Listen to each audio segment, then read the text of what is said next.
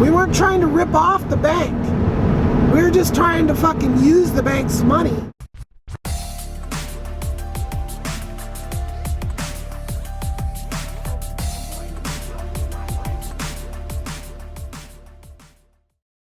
I was able to get these loans passed through the bank when people had no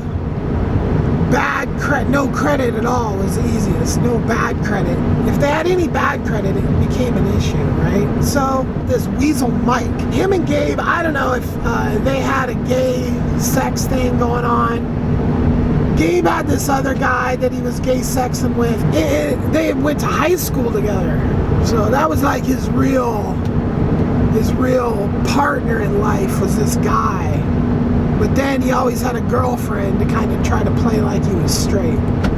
I don't know what the deal was with Mike, where he came from. I can't really remember, but he was a friend of Gabe because Gabe sold him weed. I had put Gabe's address as my mailing address down for these bank loans, for my bank loan. What happened was I had all these loans going, all these people going, and nobody was doing any fraud. Everybody was paying their fucking debts back, okay? And then, because that was the deal. The deal was, this isn't theft. This is getting access to fucking funds as a young person and not something you just can't do. And these guys were making it happen. And there was empires built, legal ones, legitimate businesses, all on those fucking loans, right? When people would have problems with their loan, like, I think this dude got ripped off one time. That's what he said anyway. So he lost like all the money. So I made a deal with this other person that was about ready to get a loan. And I'm like, look, I need your whole loan to use for a couple weeks at most. But for doing that, I'll give you 75% off. This actually happened more than once. The new person would go get the loan. They give me the whole 20 grand, because they were typically 20 grand revolvable lines of credit. And then I'd take that money and I'd give it to the person that lost all the money. And they would go deposit it into their account, bringing their account to zero. Then we would push through a credit limit increase on their account to double, so 40 grand. They would take that 40 grand out. They would give me the 20 and then my fees. And then somebody, typically me or Gabe basically, would babysit these fucks through their next couple of things so they wouldn't lose the money again. And so there was never any loss. We weren't trying to rip off the bank. We were just trying to fucking use the bank's money. I'd use fucking Gabe's house as the address. Well, the checks, because they give you checks to these accounts, so you could, back in the day. This was like 93 or something. 94 maybe. So those checks showed up to Gabe's house. Gabe gave them to fucking Mike. Now this is the level of stupid that Gabe is, right? Like 60% of these loans that I was running were all his crew, all his friends, all his buddies, kid brothers, and just an entire crew from Eugene. A huge amount of fucking people, guys, all fucking getting these loans, right? So Gabe, the fucking idiot, gave my fucking checks to Mike in a spiteful act because I wasn't buying weed from him anymore. He was so pissed that I stopped buying weed from him that he wanted to fuck up my business at the bank. So fucking Mike, he gives the checks to Mike, and I know this because the cop described the motherfucker through the video. So Mike goes and starts writing fucking bad checks on my account.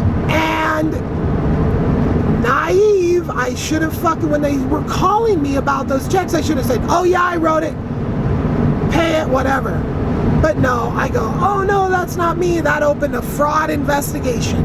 Just some little cop out in like Fairview or someplace, Oregon, starts blowing up my phone, and then all of a sudden the bank starts blowing up my phone saying, we want all the money back right now. Oh fuck. And I had like 10,000 out or something like that. And we had just had some other problems and whatever, so I was, the long story short is I did have the money. But when they called me and there was a cop involved, I was freaked out. Right, that was what happened. Yeah. I freaked out. I was like, fuck. So I just kept the money. Which, that was actually the worst thing I could have done. I should have just, wrote on a deposit slip or something and just, but I was scared to literally go into the bank. So, at that point, I had this little apartment that I was living in downtown Portland. And again, the manager of the apartment was a friend of Gabe's. He had met this guy. This dude was a fucking Chris. Holy shit. He was a fucking hot mess his whole life through some extremely fucked up child abuse. And the guy was loopy from that shit. And a drug addict. And he fucking had a kid. So anyway, him and his wife, I think, Ruby, they ran this, they were the managers for this little, it was 8 or 9 unit apartment complex in downtown Portland that was shaped like a U. Some of the units had basements. I mean, they were pretty nice old apartments, and the rent was decent. So I moved in there. Chris was a straight up thief, lying scammer. I mean, I had him cleaning my apartment, to make extra money. And he was in there just trying to steal my shit. Trying to pick my fucking lock on my fucking thing that had all my shit in it. Breaks the fucking lock. I mean, so anyway, I'm living in this apartment. When that whole thing went down with the bank, I immediately went into hiding.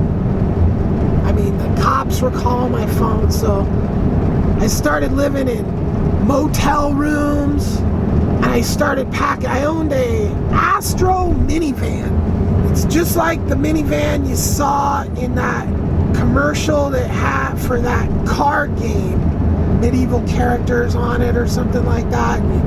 Somehow it was a car. Anyway, so they had a commercial for that card game in that very van. So it's an 86 Astro, real boxy. So I had rims on it, a loud stereo, and all tinted windows.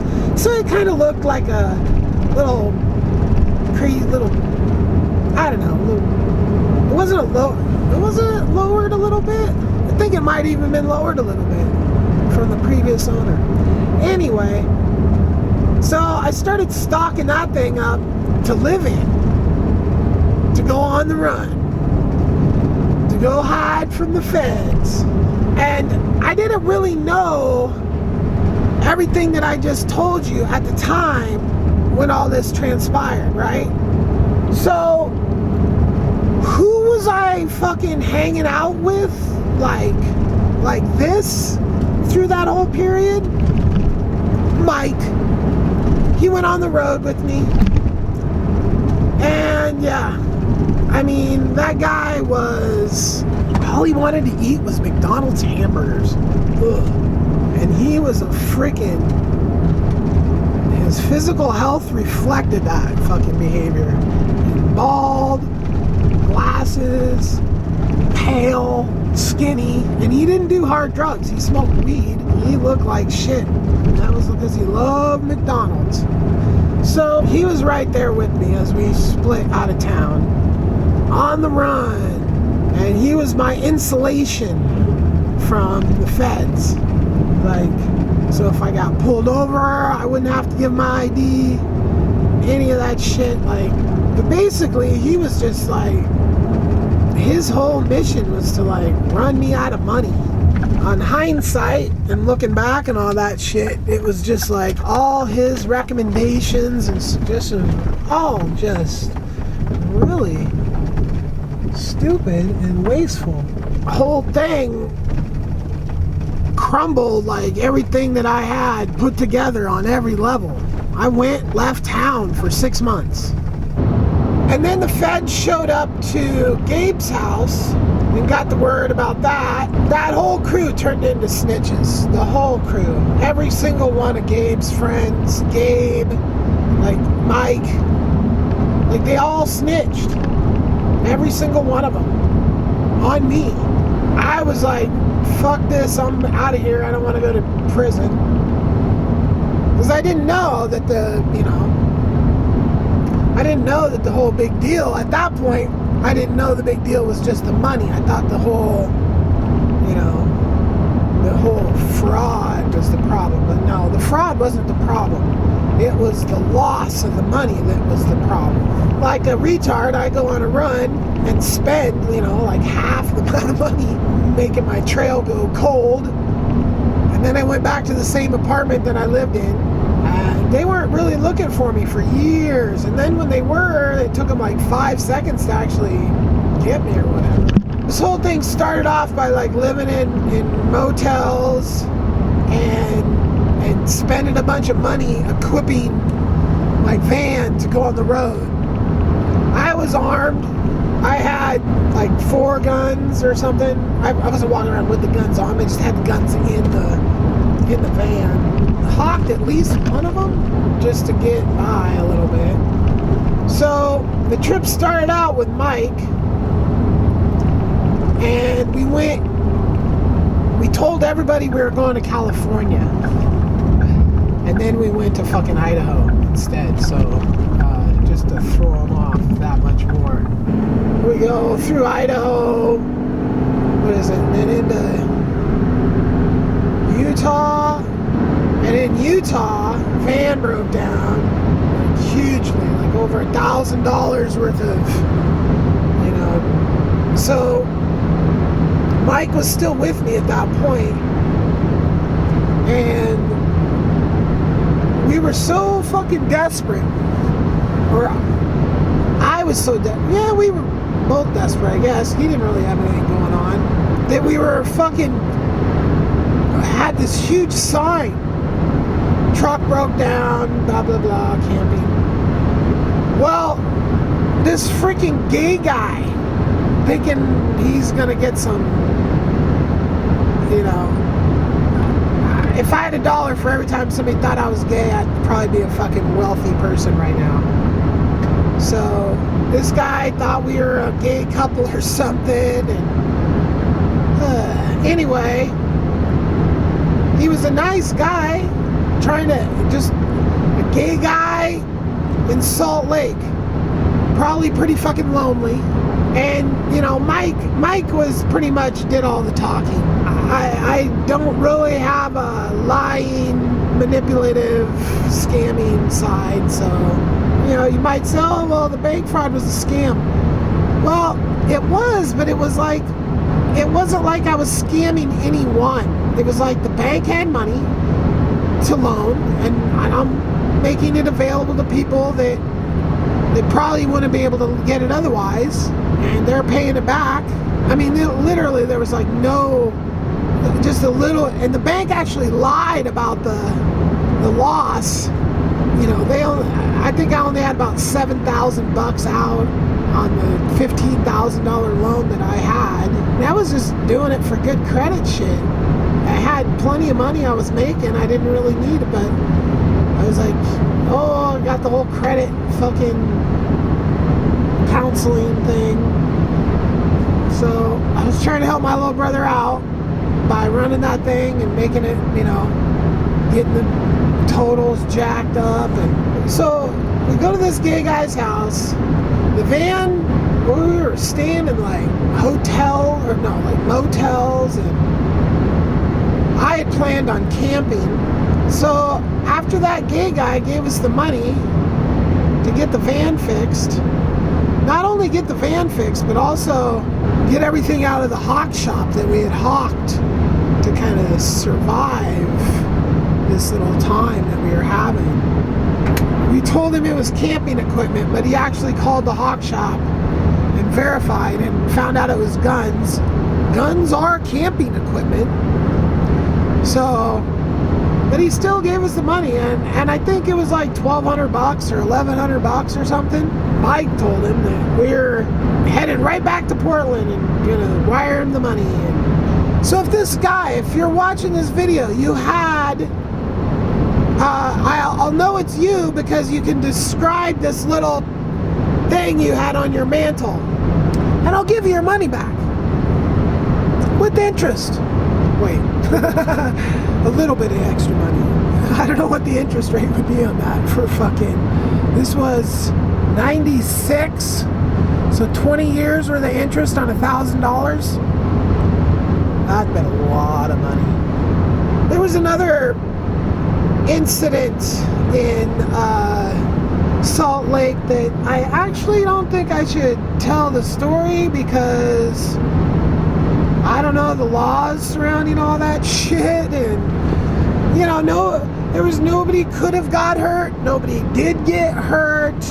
Yeah, I mean, so, but there's still laws, and I don't know what the statute of limitations are. So nobody's shit was taken. Nobody, you know, I mean, and you're like, well, why can't you tell it? Well, because I don't know the laws, and if I told the whole story, I might be in telling on myself. So it's just not worth it. There'll be a few stories like that, and I'll probably tell them just like that. Well, there's this thing that happened over here, and yeah, and then somebody in the comment section will be like, oh, I totally know what that is. And nobody knows what this is. Oh, Mike knows, but I would hope Mike's dead because he was lived a really unhealthy lifestyle. Eating McDonald's and smoking cigarettes and drinking hard alcohol. He was already bald at like 26. I remember partying in some bar, and we were kind of going there on a regular basis, some bar in Salt Lake. And I'll never forget that they had this monkey ass fucking gizmo on the top of every single fucking bottle, and that would measure out exactly I mean, what a fucking retard ass thing, making people waste money on that. I've been a bartender. You don't put the exact same amount of booze every time. I mean, and those things were not measured out. I mean, I guess you could stop sooner, but anyway, I thought it was fucking ridiculous. And they stopped serving super early. We got in this bar, we're just partying our asses off in here, and fucking Mike grabbed the damn thing right off the shelf and was just like, it's crazy. Once we got the van back, we got on the road, and that was it for Mike. Drove a little ways. Yeah, just super, what is that, ironic or whatever. The fucking dumbass Gabe gives this fucking piece of shit Mike, Gabe's a piece of shit too, these checks, and gets his own self and all his friends in trouble. Seriously, like the whole thing fell apart because fucking Gabe gave my checks so Mike did fraud on my frauded account, and that is what busted the whole thing open. And it's all Gabe's fault because he gave the checks to Mike to fuck with me because I wasn't fucking buying weed from him anymore. And Mike was pissed off because he couldn't get a loan because his credit was already fucked. And we couldn't do shit with fuck credit. It threw up a red flag that wasn't able to be got around. That's why it was all these guys that were fucking coming up out of Eugene that were only like, 18, 19, 20, zero credit ever. They were just no problem. So Mike was all pissed off that he couldn't get money, but he was just gonna fucking steal it anyway because he was a piece of shit like that. And I knew that because he didn't have any fucking hustle. His whole hustle was like, oh, I put a scam on this person this time, I scammed this. He would like scam women, like fat women. He was this little skinny fucking weaselly motherfucker, and he would fucking just a piece of fucking shit. And he'd brag about this kind of shit, like, oh yeah, I scammed this. Like that was his thing, was scamming people. And this is the kind of fucking people that Gabe would hang out with. Fucking, I never would hang out with a motherfucker like that bragged about that shit on my own. But when you're hooked up with this dude, connected, getting all your shit through him and fucking hanging out, just, all this shit. And he's always got, it just kind of worked out that way. I should have fucking never taken him with me either. Well, I should have taken him with me and put him in a hole in the desert, which is, I think, is what he was worried about at more than one point, because when we go out camping, and he would just be like, eh. Especially one time a little fucking varmint started running and I was carrying a gun and I whipped it out really fast and Mike was just like, went pale white, like that was it. It was dying time for his ass and I was gonna kill him. Little did he know that I had no desire to kill people, ever. Like avoiding killing people like the plague. Ugh, God, that sounds like a horrible thing to go through. Ugh, yeah, I know. Like, oh, I killed someone, and I would feel bad for myself. Yes. I lost a damn cat, and it was horrible. I have to feel horrible. I feel horrible about what I put my grandmother through. Like, my grandmother loved me more than anything else. And I went on the fucking run and the FBI shows up to her house. And then she never saw me again and died. That's fucked. And that is the regret. The one regret I have from this whole, or two regrets, which they're all kind of tied into one, because if I just fucking like dipped into the bank and just plopped the fucking cash on the counter with a note and dipped out, they couldn't have ever had like cops there to get me or nothing, and then it would have been over and I wouldn't have had to go on the run, and I would have been around my grandma dying. But I was already having a hell of a time with my grandma getting sick. I couldn't be the nursemaid, and that was